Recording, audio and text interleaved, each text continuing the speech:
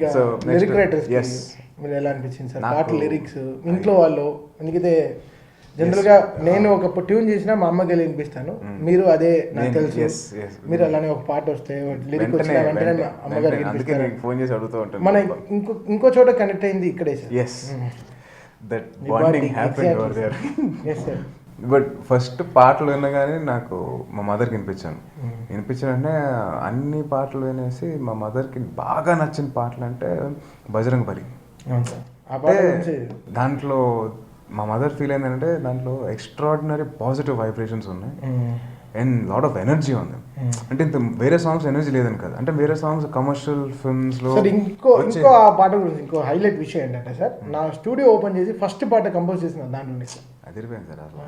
అంటే నా సొంత స్టూడియోని ఓపెన్ చేసి ఫస్ట్ చేసిన పాట బజరంగ బలి. అండ్ దాంట్లో బెస్ట్ పార్ట్ ఏంటంటే మేము మా ఇష్ట దైవం ఆంజనేయ స్వామి.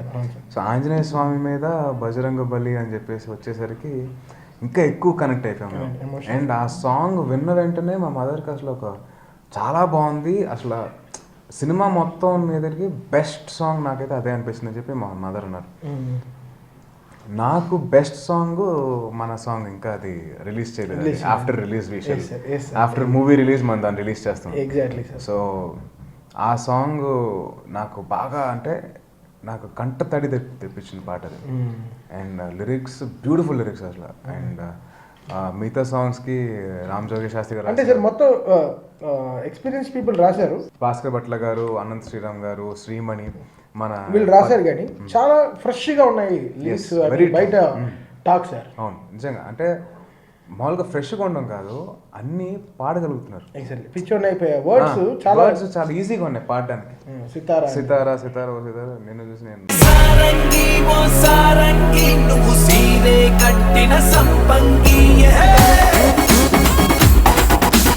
కోడంగి కొంటె కోడంగి నువ్వు కారం కారం వేసంగి మోత మోగిపోతి రావే నీ చేతిలోన